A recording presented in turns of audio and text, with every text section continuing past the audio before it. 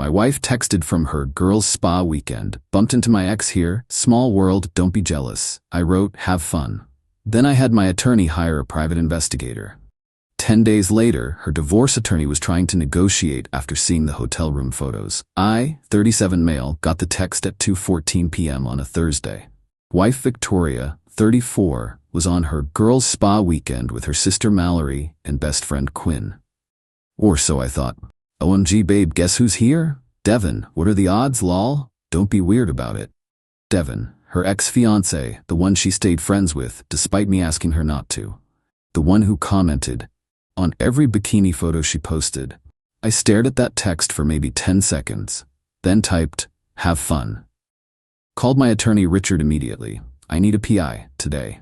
What's going on? My wife just texted that she randomly bumped into her ex-fiancé at a spa resort. I don't believe in coincidences.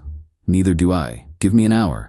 40 minutes later, Richard called back. Got someone. Her name's Diane. Former FBI. She's good and she's expensive.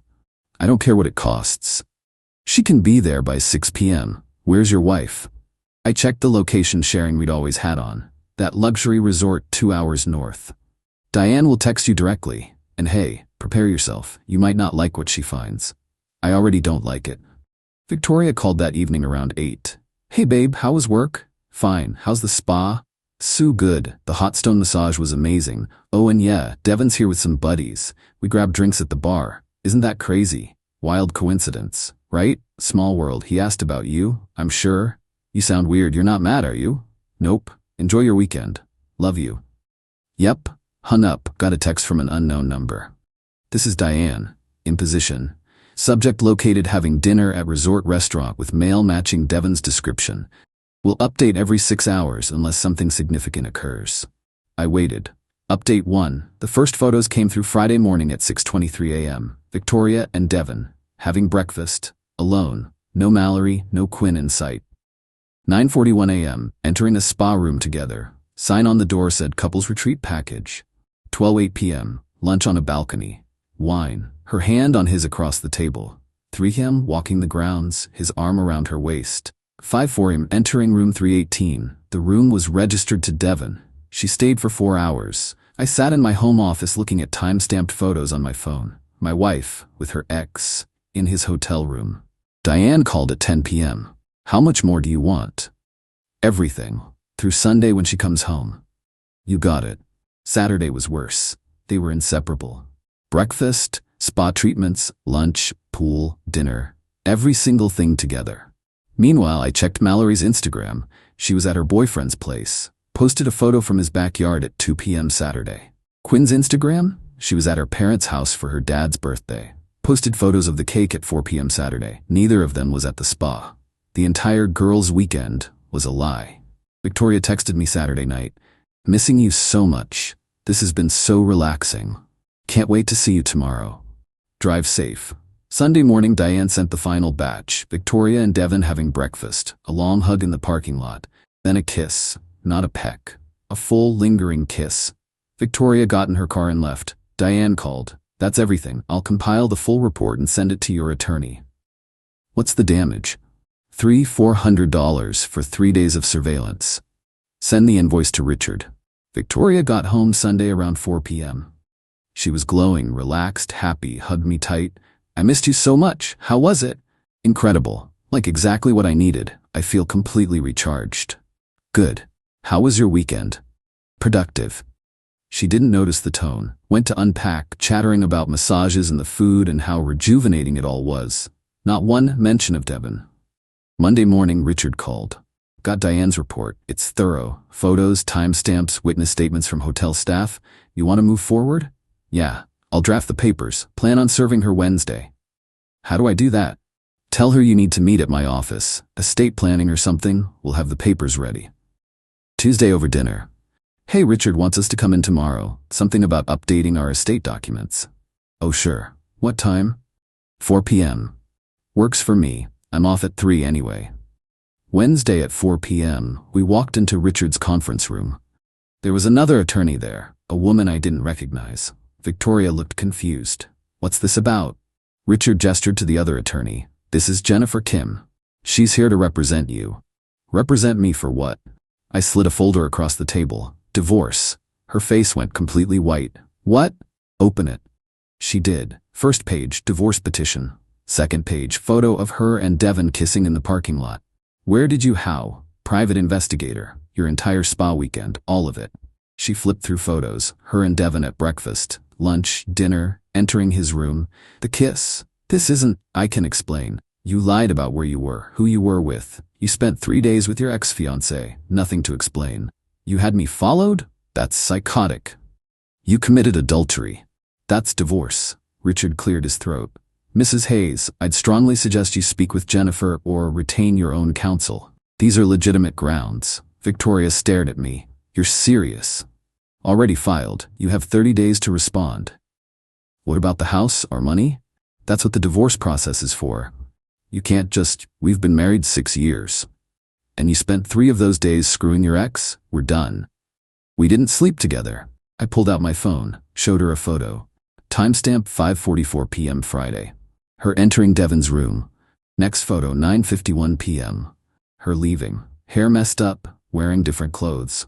4 hours. You expect me to believe nothing happened? She had no response. I'll be at a hotel tonight. You can stay at the house for now. Everything else goes through attorneys. Stood up. Walked out. She called 41 times that night, texted 83 times, blocked her after the first 10.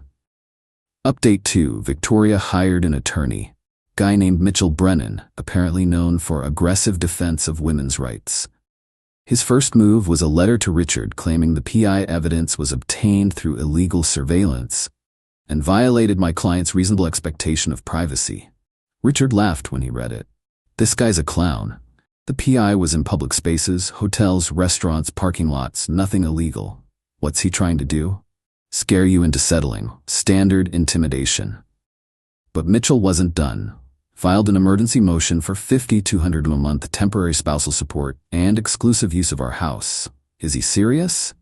He's fishing. We'll counter with the adultery evidence. The hearing was 2 weeks out. In the meantime, Victoria's family started their campaign. Her mom, Diane, yes, same name as the PI, annoying, called my parents. Your son is destroying my daughter. He's cruel and vindictive. My mom called me. What's Diane talking about? Victoria cheated. I have proof. I filed for divorce.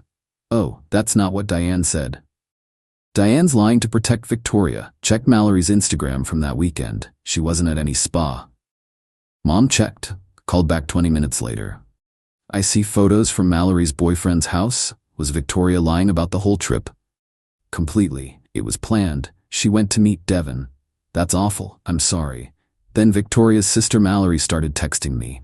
You're ruining her life over nothing. She made one mistake and you're throwing away 6 years? Devin means nothing. It was just closure. Me. Closure takes 3 days in a hotel room? Mallory. You don't understand their history. Me. I understand you lied about being at the spa with her. Silence. Then, she asked me to cover. I didn't know what was happening. You knew enough to lie. Blocked her. The emergency hearing was on a Wednesday. Victoria showed up with Mitchell, her mom, and Mallory, all dressed like they were going to a funeral. Mitchell argued that I'd traumatized Victoria with invasive surveillance, and she needed support while recovering from the emotional abuse I'd inflicted. Emotional abuse. Right. Richard stood up. Your Honor, Mrs. Hayes engaged in a multi-day affair with her ex-fiancé. She deliberately planned this encounter and lied to my client about her whereabouts. We have extensive documentation. Pass the tablet to the judge. Photos, timestamps, witness statements from hotel staff who saw them together constantly. The judge reviewed everything. His expression said it all. Mr. Brennan, your client's extramarital conduct is thoroughly documented. I'm denying the emergency motion. Both parties will maintain separate residences and current financial arrangements until final settlement. Next case. Outside the courtroom, Diane cornered me. You've always been controlling. Victoria told me how you isolated her from her friends. I didn't isolate anyone. She had complete freedom. She used it to cheat. She made a mistake.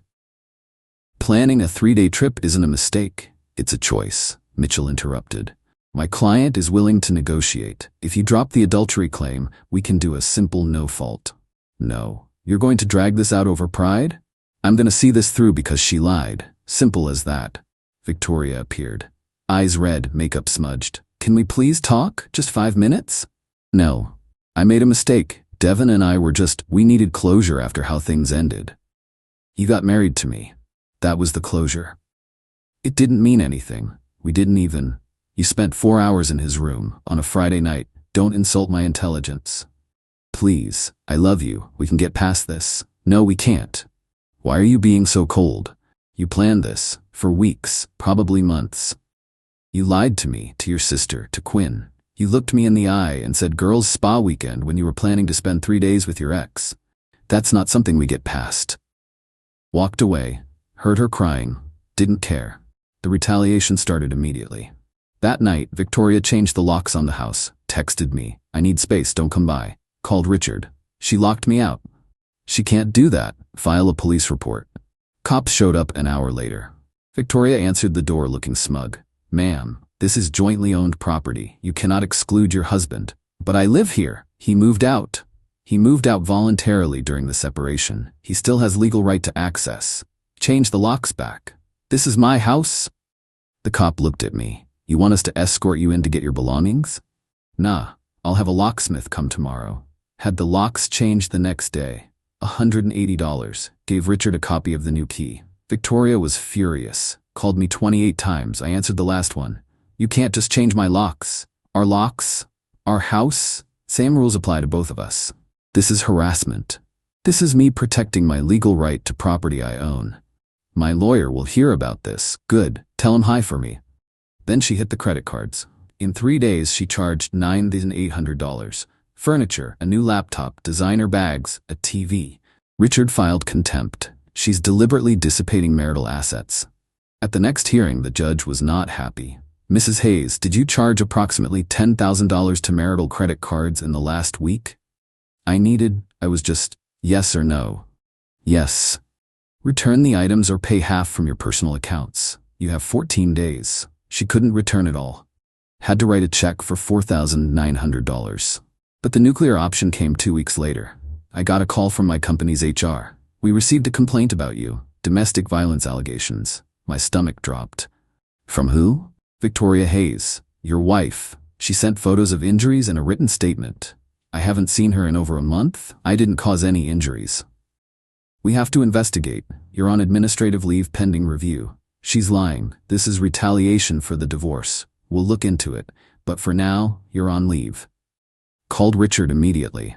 She just accused me of DV. With what proof? Apparently photos. I haven't touched her. Let me handle this. We'll subpoena her phone records, your location data, everything. If she's lying, this will backfire spectacularly.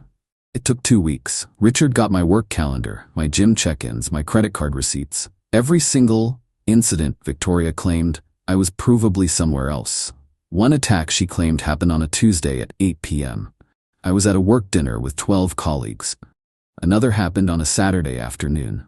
I was at my brother's house 3 hours away. He had doorbell cam footage of me arriving at 1 p.m. and leaving at 7 p.m. HR cleared me. The allegations appear to be fabricated. You're reinstated with full back pay. Richard used it all in court. Your Honor, Mrs. Hayes has changed locks, maxed out credit cards, and now filed demonstrably false domestic violence allegations. She's engaged in bad faith throughout these proceedings. Mitchell tried to argue Victoria was acting out of trauma, but the judge cut him off. Mr. Brennan, I've seen the evidence. Your client's allegations are not credible. This behavior reflects poorly on her character and her claims in this divorce. Final update. The whole process took 9 months. Mitchell kept filing continuances, trying to drag it out.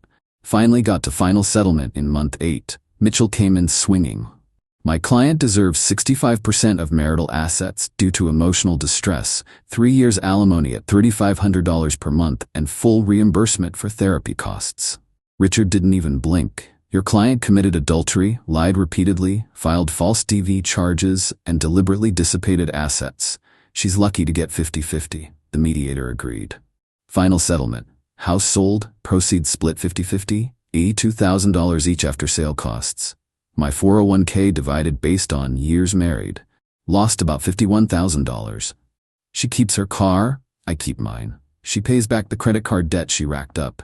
No alimony. Judge cited adultery and false allegations. Each pay our own legal fees. Mitchell tried one last move. Your Honor, the private investigator evidence caused my client severe psychological trauma. She's been in therapy. The judge held up a hand. Mr. Brennan, your client's trauma stems from her own poor choices being documented, not from the documentation itself.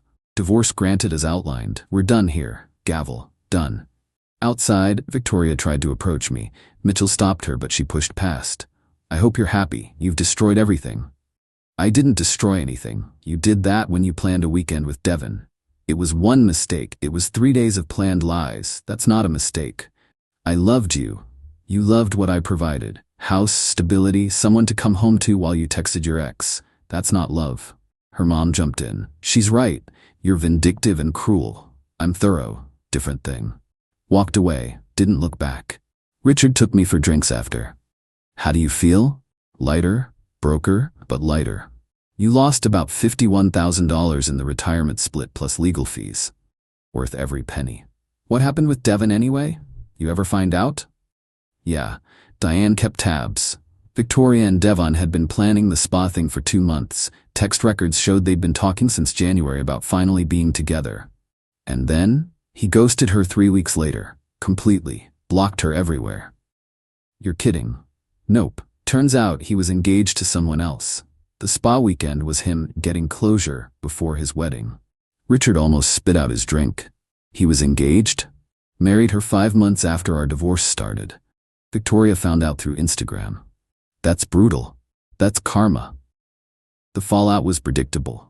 Victoria, living in a small apartment now, still working pharmaceutical sales but struggling with bills.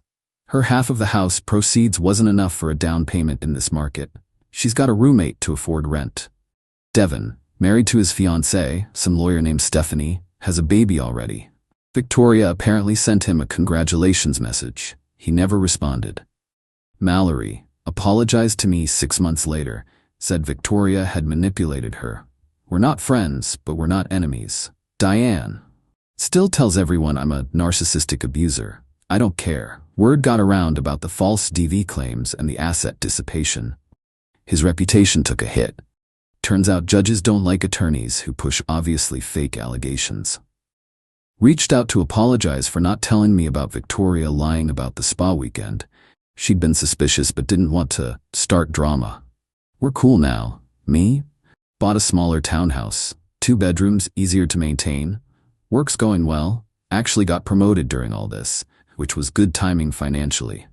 Started seeing someone about 4 months after the divorce finalized. Her name's Paige. She's a nurse. Also divorced. We both approach relationships carefully now. Told her everything on date 2, figured if it scared her off, better early. She faked domestic violence photos? Yep, with makeup and everything apparently. That's evil. That's desperation. Do you ever regret marrying her? I regret not seeing the red flags earlier, but I don't regret divorcing her. Good answer. Ran into Victoria 7 months post-divorce. Coffee shop. She was with Mallory.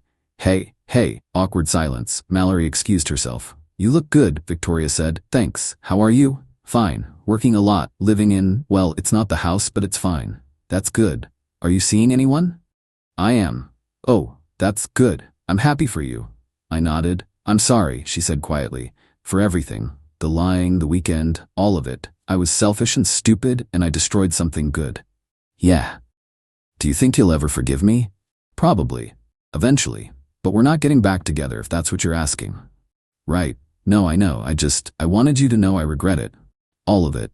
Okay. Devon got married. Did you know? I heard. He never responded when I congratulated him. Blocked me, actually. That's rough. He used me. The whole weekend was just him getting closure before his wedding.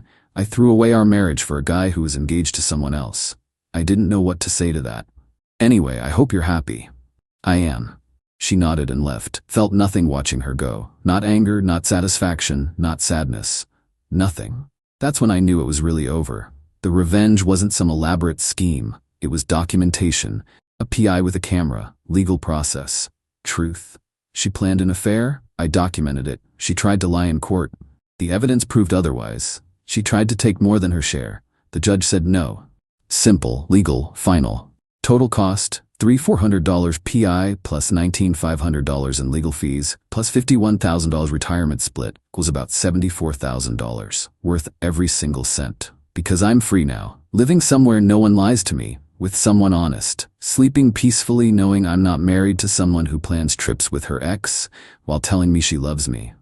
Victoria wanted closure with Devon. She got it, and lost everything else in the process. That's not revenge. That's just consequences.